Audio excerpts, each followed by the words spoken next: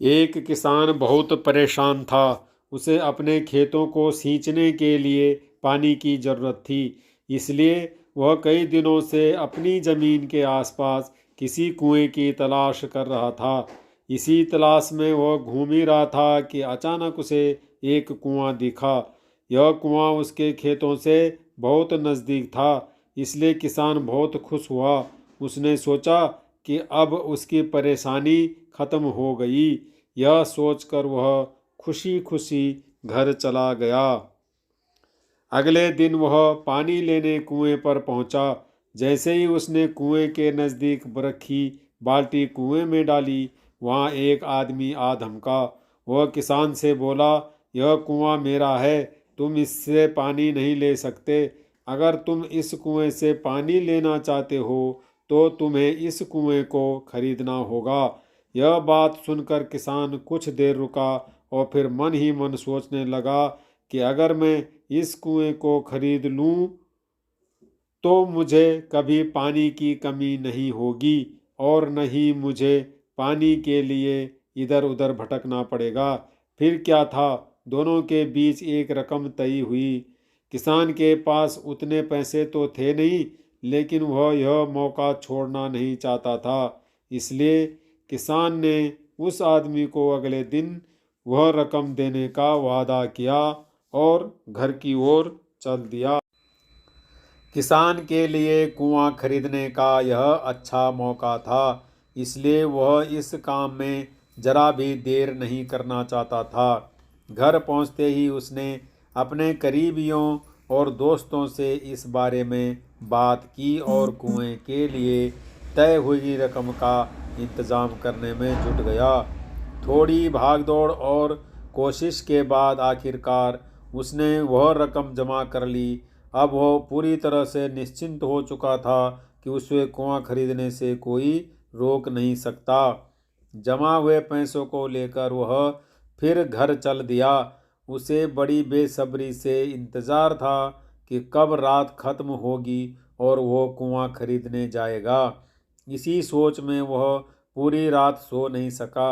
अगले दिन सुबह होते ही वह कुआं खरीदने निकल पड़ा। उस आदमी के घर पहुंच किसान ने उसके हाथ पर पैसे रखे और कुएं को खरीद लिया। अब तो कुआं किसान का हो गया था, तो फिर उसने पानी निकालने में देर नहीं की। जैसे ही किसान ने कुएं से पानी निकालने के लिए बाल्टी उठाई, उस आदमी ने फिर बोला, ठहरो, तुम इस कुएं से पानी नहीं निकाल सकते हो। मैंने तुम्हें कुआं बेचा है, कुएं का पानी अभी भी मेरा है। किसान मायूस हो गया और न्याय के लिए राजा के दरबार में शिकायत करने पहुंच गया। मालूम है उस राजा का नाम क्या था? राजा अकबर। राजा अकबर ने उस किसान की पूरी कहानी सुनी और फिर उस आदमी को दरबार में बुलाया जिसने वह कुआं बेचा था। राजा का फरमान सुनते ही वह आदमी भागा भागा दरबार में हाजिर हो गया। राजा ने उससे पूछा, जब तुमने इस किसान को अपना कुआं बेच दिया तो फिर इसे पानी क्यों नहीं लेने दे रहे हो? आदमी बोला, महाराज, मैंने इसे केवल कुआं बेचा था, पानी नहीं। यह बात सुनकर राजा भी सोच में पड़ गए। उन्होंने कहा कि बात तो यह पते की कह रहा है, कुआं बेचा है, पानी तो नहीं। काफ़ी देर सोचने के बाद जब इस समस्या को सुलझाने में वह नाकाम हो गए तो उन्होंने बीरबल को बुलाया। बीरबल बहुत ही बुद्धिमान था, इसलिए राजा अकबर किसी भी मामले पर फैसला लेने से पहले उसकी राय जरूर लेते थे। बीरबल ने एक बार फिर दोनों से उनकी समस्या पूछी। पूरी बात जानने के बाद बीरबल ने उस आदमी से कहा, ठीक है, तुमने कुआं बेचा, पानी नहीं, फिर तुम्हारा पानी किसान के कुएं में क्या कर रहा है? कुआं तुम्हारा नहीं है, फौरन अपने पानी को कुएं से बाहर निकालो। बीरबल का इतना कहते ही उस आदमी को समझ आ गया कि अब उसकी चालाकी किसी काम नहीं आने वाली। उसने राजा से फौरन माफ़ी मांगी और माना कि कुएं के साथ उसके पानी पर भी किसान का पूरा अधिकार है।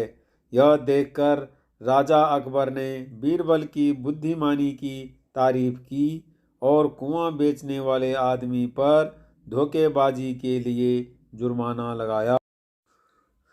सीख: अपने आप को दूसरे से अधिक चालाक नहीं समझना चाहिए। साथ ही धोखा देने की आदत से भी दूर रहना चाहिए, क्योंकि कोई ऐसा भी हो सकता है जो आपसे भी अधिक बुद्धि का इस्तेमाल करना जानता हो। ऐसे में आपका धोखा पकड़ा जाएगा और आपको अपने किए का भुगतान करना होगा। जैसे इस कहानी के अंत में कुआं बेचने वाले आदमी को करना पड़ा।